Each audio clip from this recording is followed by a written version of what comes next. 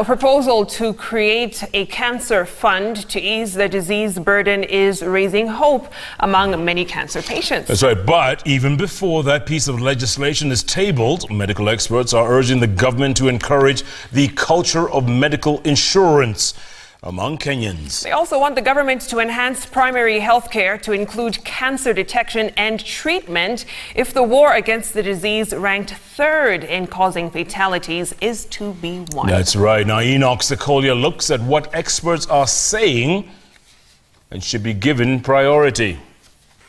At the Texas Cancer Center in Nairobi, a linear accelerator is setting the patient ready for a radiotherapy session. It's part of treatment she has to undergo as she yearns to beat cancer that has been ravaging her body. As the machine rolls, her hope of getting well rises. But treating cancer is not a walk in the park in Kenya, and many patients have been opting for treatment overseas, with India as the most preferred destination. Prostate cancer survivor. I'm an American. In Nanyuki, Laikipia County, Dr. Douglas Leakey is volunteering in the fight against a disease ranked as Kenya's third highest killer.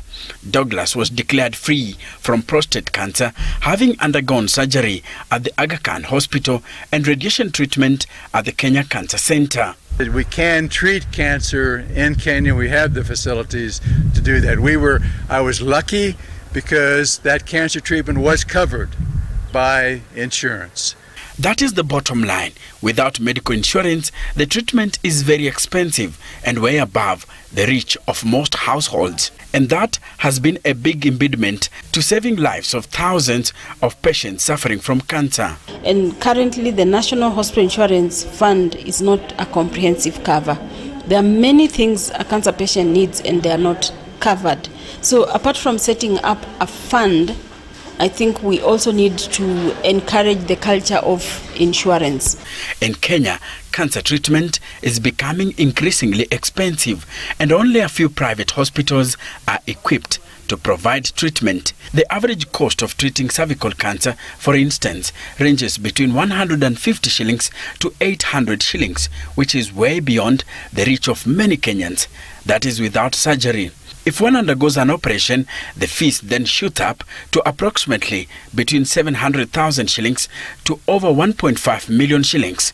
Chemotherapy costs between 10,000 shillings to 82,000 shillings per session at Kenyatta National Hospital for 6 to 8 sessions.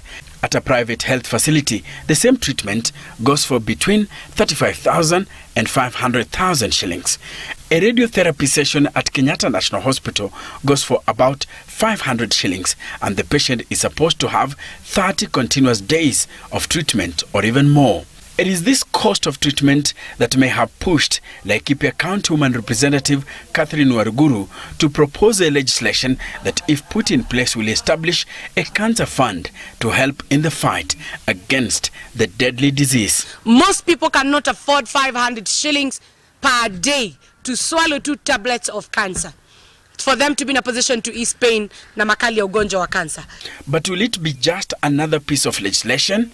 In 2012, the National Assembly passed a bill that seeks to establish cancer care centers in all the 47 counties, which to date have not been created. This will have improved treatment of cancer, lessening cancer-related death. Many health experts expressed their concern on the need for creating public awareness so that the number of late cancer detection is greatly reduced in the country. We need to take cancer down to the primary healthcare level. You may not see the fruits of early screening and cancer awareness at the moment because it takes time, many years, for you to see. Actually, the detection can even be done in health centers. And actually it is possible to get the initial treatment even at health centers and prevent very many people getting to the expensive stage. Enock Sikolia, Citizen TV.